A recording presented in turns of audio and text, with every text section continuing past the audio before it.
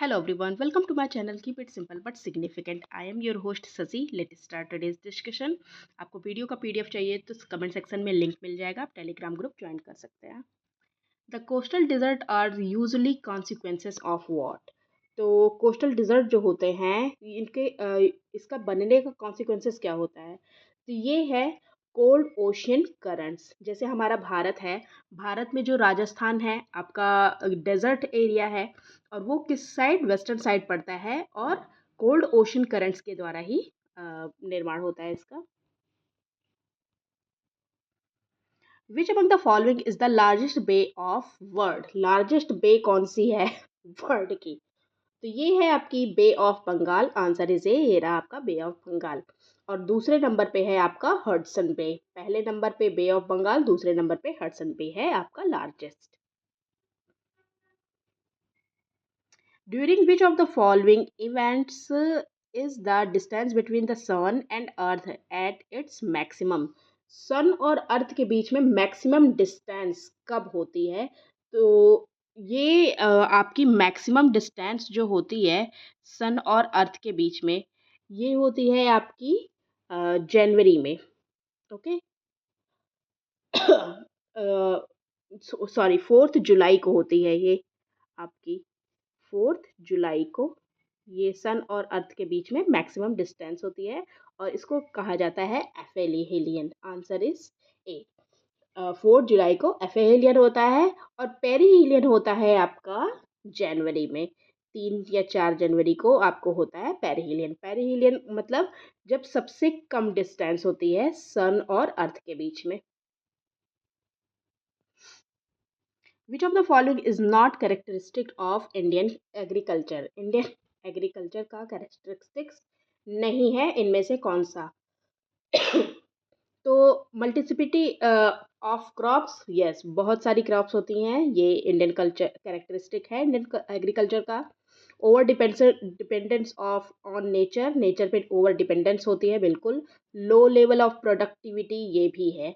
लेकिन predominance of large farm, large farm हमारे यहाँ देखने को थोड़ी मिलता है.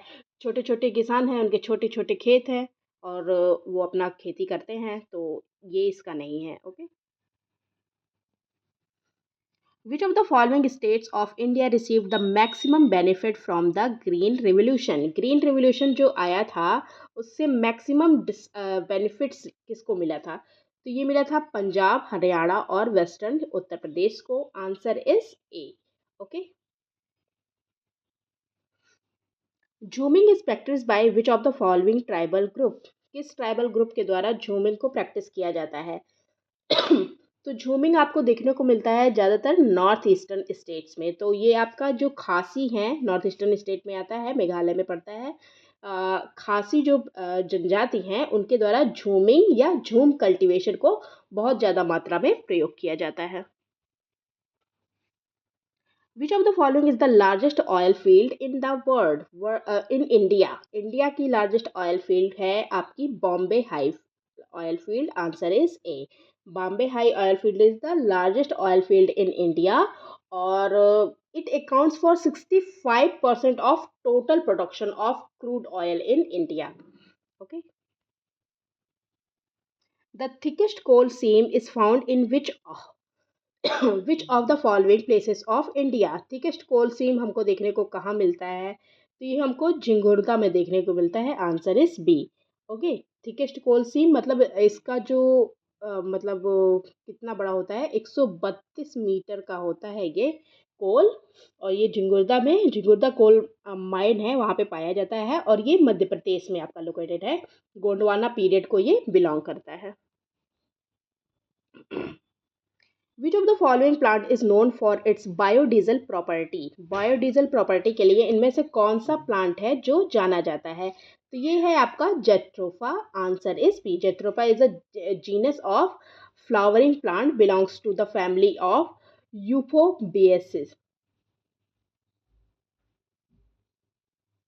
Euphobiaceae, ये एक प्लांट फैमिली है, इसी को बिलोंग करता है jatropha. Which of the following is the first biosphere reserve of India. India का फर्स्ट बायोस्फीयर रिजर्व इनमें से कौन सा है? तो ये है नीलगिरी बायोस्फीयर रिजर्व। ये रहा है यहाँ पे आपका नीलगिरी बायोस्फीयर रिजर्व, और इसको इस्टेब्लिश किया गया था 1986 में। इसके बाद इस्टेब्लिश किया गया था नंदा देवी को। वो सेकंड बायोस्फीयर रिजर्व है इंडिया का। ओके, फर्स्ट है आपका नीलगिरी, सेकंड है आपका नंदा देवी। ओके, और ये आपका उत्तराखंड में देखने को मिलता है, नोकरेक आपको मेघालय में देखने को मिलता है, and this great Nicobar and Nicobar biosphere reserve आपको अंडमान एंड निकोबार में देखने को मिलता है। Which of the following parts of Himalayas is situated between Sutlej and Kali river? Sutlej और काली रिवर के बीच में कौन सा सिचुएटेड है? तो ये रहा आपका सतलज, ये रहा आपका काली, और यहाँ पे आपका सिचुएटेड है द कुमाऊं हिमालय यहाँ पे। Okay, answer is C. ऐसे ही आपका पंजाब हिमालय इंडस और सतलज के बीच में, और आपका ये जो नेपाल हिमालय है काली और तीस्ता के बीच में, तीस्ता और दिबांग के बीच में आपका असम हिमालय लोकेटेड है। Okay, Which among the following is the part of the western coastal plain? Western coastal plain का पार्ट कौन सा है? तो देखिए, कोंकण, कनारा एंड मलाबार कोस्ट, ये आपका वेस्टर्न का पार्ट है, लेकिन कोरोमंडल, ये आपका तमिलनाडु वाला जो कोस्ट है, ये कोरोमंडल कोस्ट कहलाता है, और ये आपका वेस्टर्न का नहीं ईस्टर्न का पार्ट है। तो आंसर है आपका 1, 2 and 3, answer is B. Okay, Which among the following South Indian states share its boundary with maximum number of other states? South Indian state है और सबसे ज़्यादा बाउंड्री शेयर करता है, मैक्सिमम बाउंड्री शेयर करता है अदर स्टेट से। ये आपका कर्नाटका है। Okay, answer is D. Karnataka कुल 6 अदर स्टेट के साथ बाउंड्री शेयर करता है, जो है आपका Kerala, Tamil Nadu, Andhra Pradesh, Telangana, Maharashtra, Goa. Okay, What is the correct sequence of rivers Godavari, Mahanadi, Narmada and Tapi in descending order of their length? Length के डिसेंडिंग ऑर्डर में लगाना है, मतलब सबसे ज़्यादा किसकी है, सबसे कम किसकी है? तो सबसे ज़्यादा आपको पता है गोदावरी की है, Godavari is number 1। Okay, Godavari के बाद आपको कौन सी? नर्मदा देखने को मिलती है। तो गोदावरी के बाद नर्मदा, ये रहा, answer is B. Godavari Godavari के बाद नर्मदा, नर्मदा के बाद महानदी, महानदी के बाद Tapti. Okay, the Kandaleru dam is located in which state? किस स्टेट में लोकेटेड है कंदलेरू डैम? ये लोकेटेड है आपके आंध्र प्रदेश में, answer is C.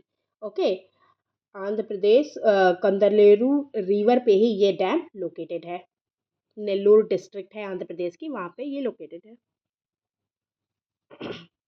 Which among the following rock system in India is also known as storehouse of mineral? Storehouse of minerals कहा जाता है। कौन सा रॉक सिस्टम है? ये है Dharwar system, answer is B.